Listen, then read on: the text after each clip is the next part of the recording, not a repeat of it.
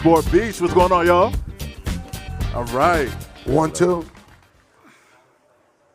Let's get into it. First and foremost, so we're here in the south of France, kicking it with two generational leaders, Steve Stoute, Rich Kleiman. What I love about both of your careers is you started off in music, worked with some of the biggest names in hip-hop, in the culture. Start with you, Steve. How has your passion for the culture fueled your career to date? First of all, everybody, good morning. Good morning. Thanks for getting up and coming. I know some of you are hungover from last night. I'll forgive you for that. Just try to pay attention. Well, you know, coming from the music business for me was, there was no other path. It was very clear from the time I was 20 years old that I had to be in the music business. I was drawn to it. I was drawn to hip hop. Everything about it was important to me, the most important thing to me, and that's what got me going. And then when I realized there was an opportunity in the advertising business because that it lacked culture and lacked understanding of culture, that I wanted to take everything I learned from hip hop and apply it to advertising, which is why I started the company Translation, to translate culture for Fortune 500 companies. So hip hop specifically has been the underlying theory behind everything that I've done my entire career. Rich, you?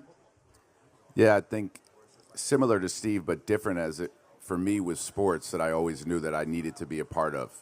But I think what was happening was in growing up in New York City in the 90s, I got a firsthand look at the intersection of sport and music starting to really exist. And it was that intersection that really drove me. It was the passion around that intersection. It was the cool of the culture around sport and music that I was really drawn to. And while I ended up not being able to follow my dreams early on as it related to trying to be an athlete, the first real shot I got was in the music business. And even though it was sports I always wanted to be in, what I could still see was that superstar storytelling. It was the cool that exuded out of the sport world, and it was being able to see in New York City how closely those two worlds intersected, that going into music early in my career felt like in some ways the beginning of my path into getting into the sports world. And I don't think you could have known that if you weren't in New York in that time, in that era. So we use the term cultural architects intentionally because you all have been at the forefront of it. You've been at the foundation. You've built this brick by brick. Steve, for years you've talked about the business of culture, culture capital. Would love for you to elaborate a bit on what the business of culture means. Well,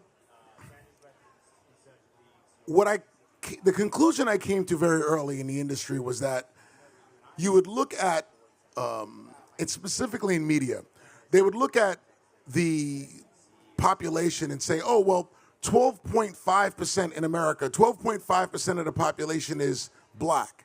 So let's appropriate 12.5% of the budget towards black people. And I felt like that was not the right way to measure it, because the true understanding of African Americans or black people in America was, it wasn't the amount of people there were. That wasn't the right calculation. The calculation was the depth of their cultural impact. So if you spent towards the impact of African American culture, you would be spending more than 50% of your budget against that impact. You're starting to see it incrementally move now, but there's no way to measure cultural impact. There was no true way to measure it at all. And when I started the company, and still to this day, I'm always consistently on the pursuit of understanding how to measure and spend appropriately against cultural impact. And as I look around the room today, there's a lot of people in the room who understand and agree with what I'm saying. And I watch them push culture forward as a result of trying to keep moving the needle in getting the right spend against the impact that the culture actually has. Clap it up. So we talked about the background in music. You both also are incredibly prominent in and around sport. I'm wondering, Steve, you got Knicks shorts on. Rich, we see you courtside everywhere. You've been able to balance this prominence across sport, across music, across the culture. What is it about sport that galvanizes people, that gets us at Sport Beach in the south of France? What is it about sport that's so engaging?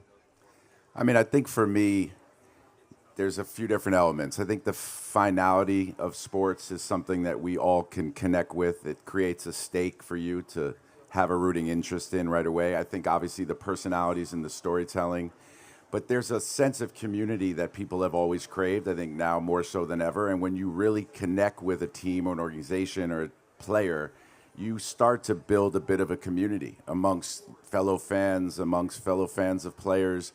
And I think it's the combination of all those things, knowing that there's something that you're rooting for, that it will happen that one time and it can't be repeated again.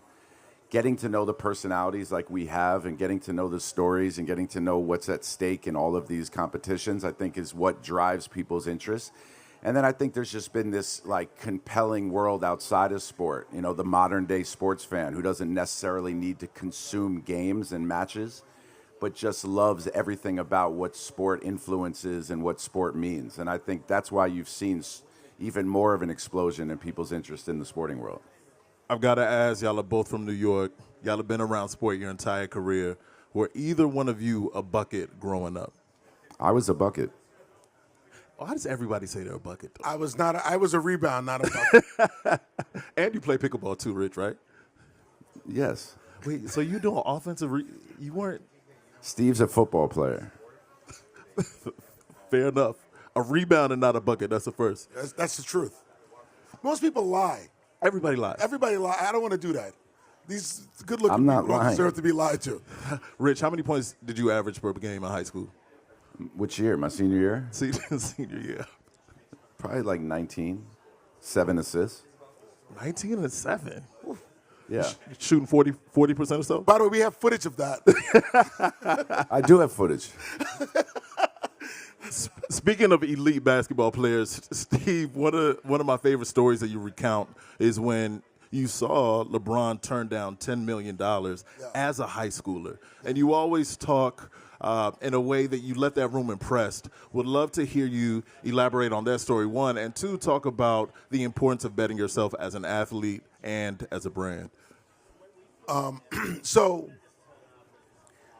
it was actually my idea in order to sign him to Reebok to give him $10 million as a bonus, signing bonus, on top of the $120 million he was going to get anyway to sign with Reebok, and for him not to take other meetings, because we already knew that was the number, $120 million. And when he turned the $10 million down as a 17-year-old living in Spring Hill Projects in Akron, what I realized was there was a change of the guard, because the fact that he was willing to go back to homeroom, back to the projects in a 600-square-foot apartment with his mom, and without $10 million in his pocket that day, because the check was in his hand, to me said that there was a new era of athlete, of talent that believed in themselves. And I just think that it's very important, and I applauded the moment because it was very special to me in my career. I think that entrepreneurs, should always bet on themselves. And I feel like if you're not betting on yourself, then you're betting against yourself. And I feel like that's not a good bet. If you know that you're super talented and that you're going to wake up every single day and you're going to do the work, then to me, that's the best place you should invest your money, is in that idea, because you control that outcome rather than putting money somewhere else in which you can't control the outcome. And I believe that in artists, I believe that in fashion, I believe that in sport, that betting on yourself is the safest, highest probability of success that you will have. Let's stay on betting on yourself. Rich, you and KD have been approached with all types of opportunities, from the investment opportunities at the cap table to stuff on the team side. I'm curious, how do you identify the right brand alignment? How do you identify the right opportunities to bet on yourself versus otherwise? Yeah, I mean, I guess for me, I am running two organizations at one time. I started this journey in my whole career in talent management, and even when Kevin and I started to work together, the first kind of order of business was to make sure that the foundation around Kevin and the opportunity to build generational wealth, to build a philanthropic footprint back home in PG County, to make sure that his money was right, to make sure that he was doing things that he wanted to do. I couldn't make any move till all of that was aligned. And once we did that, and once we figured out opportunities and companies that we wanted to invest in, things we wanted to explore, some of the investing we did early on had a lot to do with our curiosity. It was about learning an entire sector and being able to show up and be a real player. But also, as it continued on, it was clear that where we were at our best is when we connected with people where the energy was good, people that we wanted to work with. And it seems simple, but when we simplified it to that, we started making sure that we did things we wanted to do. And once the foundation of Kevin's business was in line, it allowed us to then venture out and be a bit more entrepreneurial. And that's when we turned to building a business that, for the first time, wasn't just about what Kevin wanted and what his family office needed. It was about something that embodied the two of us. And I had brought my own experiences in music and in business and in sports over 20 years, and he obviously had brought his experience of being an elite athlete. And I think the two of us in that way embodied what the idea around Boardroom was. So I think for us, when we look at things that are for Boardroom, it's about building a brand and staying on brand in building our brand and taking our time with it and extending the brand in the most appropriate, relevant places, but knowing that this is a long game, knowing that the brands that we're comparing ourselves to have been around for 50, 70, 100 years, and not looking at things the same way we did when we were investing, when it was about monetization, when it was about understanding how we were going to get a real seat at the table to hopefully get a piece of this rocket ship unicorn. And that's totally shifted. So now our investment thesis is focused a bit more around private equity, about consumer brand, around adjacent sports companies, things that can also lend a sense of a flywheel to this media platform that we're building. So it's evolved over time, but we've always followed the energy. It's very tough for the two of us to be in business with someone that we don't want to be around. And it seems simple, but it allows you sometimes to make sure that you're doing the right thing, but it also compromises opportunities along the way, because it means that I'm turning money down a lot because I believe in the brand we're building, and that the long approach will be that if I keep people that we are aligned with, that the brand will build the right way and stay core to what we're about. Brand building is hard, really hard. Steve mentioned it back in the green room. There are tons of challenges that come with building a brand and sticking with it for 20 plus years. Steve, can you speak to that? Well, in building a brand, whether it's a personal brand or you're building a consumer brand, the key is to understand what the brand stands for, the why the brand exists, and then the consistency of that over time. Most people say the word brand is thrown around so loosely, but what the brand stands for and why it exists seems to get lost. The foundational pillars of that are not focused on, and then it becomes very flimsy. Obviously, consistency over time is very important. And that's why it's hard to build a brand, because to understand why you're doing it and to stick with that years on out is very difficult to do with anything. But that's what you have to do if you want to build a brand, so that when people say that name, everyone knows kind of what it stands for, what it looks like, what it feels like. And honestly, what I've seen is a lot of people, they build a brand or they think they're building a brand, and when they don't feel instant gratification, they move on or they pivot. You can't do that. When you're building a brand, you better be ready to go through lean times.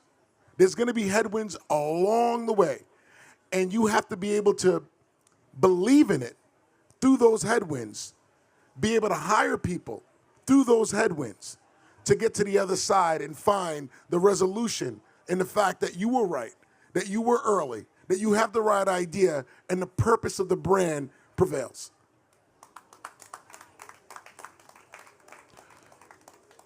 You mentioned knowing your why and having an identity as a brand. A theme that we hear tossed around all the time with respect to brand building is authenticity. That's something that you two have stuck to time after time. Rich, how difficult is it to remain authentic with respect to the brands that you're looking to partner with, or even in conversations that you have with Kevin Yeah, it's not tough for me to remain authentic. And I think a lot of that is because of how long my journey's been and the different roles that I've played along the way. I didn't run into some big success earlier in my career. I didn't have necessarily an arm put around me and a cosign or a direction given to me. I've always gotten my cosign from the talent that's agreed to work with me. You know, I always felt really honored and proud that somebody who was putting their entire career into this skill or this talent that they had believed in me to help them along the way. And what I was bringing to the table at that point was me. So I've been moving around this space for 20 plus years. It wasn't only until the last 5 or 6 years that I've moved around these same rooms with a brand that belonged. The brand was me. The brand was the talent that I was around. And that's a totally different approach. And as I've now entered into these spaces, I understood that the only way I was going to build a network all this time without a real brand that I was pumping, or real brand that I was building, was going to be about who I was and about the connections that I had. And what ended up happening was I benefited from the fact that these were real relationships. And I think that gets lost on some entrepreneurs. They meet somebody one night, they want to get the money the next day. Or they create something like Steve said and they don't see it impact right away, or they don't have the time or the patience for the little wins. But I think now more than ever with the saturation, you're not going to build a brand quickly digitally. You're not going to catch a viral moment.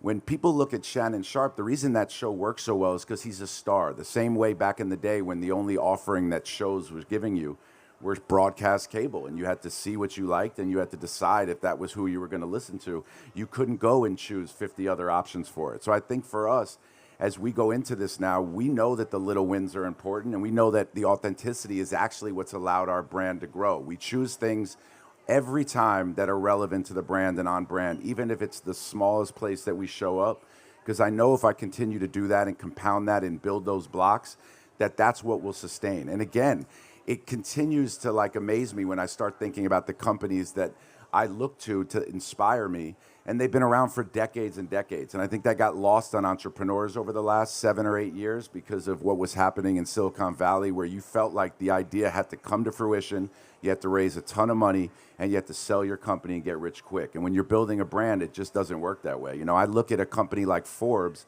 and that's a company that I hold as a North Star for what I want to build with Boardroom, and it's 100 some odd years old.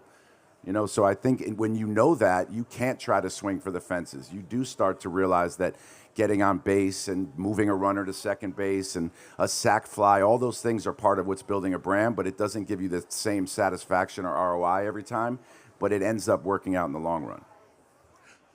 I want to talk about the creator economy a bit, because you all have been at the forefront of that. You mentioned Shannon Sharpe. Steve, you were on Club Shay Shay a few months back. Yeah. He knows. What's the secret formula to that motion, that breakthrough? There's not a blueprint to it, but it exists, and you've been at the forefront of it. What is that? What is that secret formula? About Shannon show? Shannon Sharpe, motion, cultural breakthrough. Well, shout out to Eastside Golf in the building. Eastside Golf in the building. Yeah.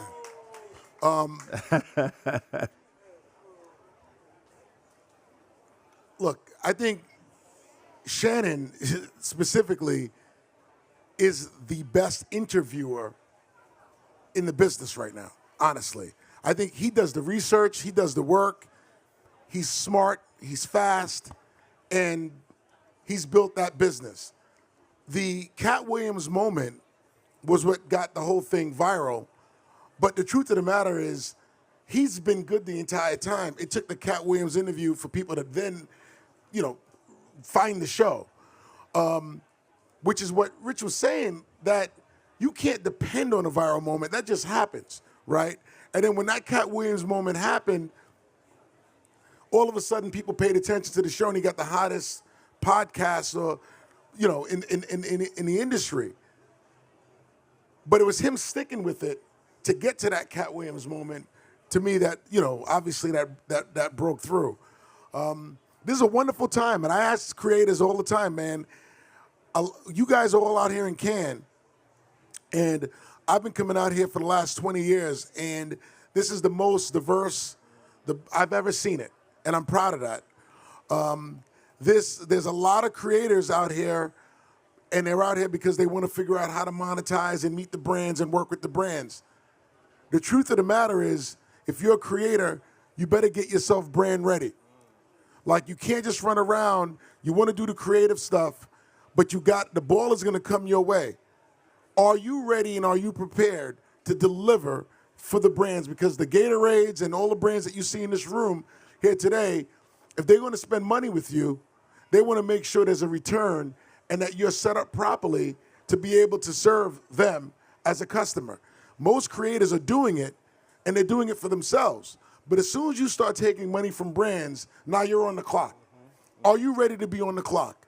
That's a very important thing, and hopefully that you're out here not only just focused on brand money, but focused on learning what it takes to serve a brand, to be able to take the money.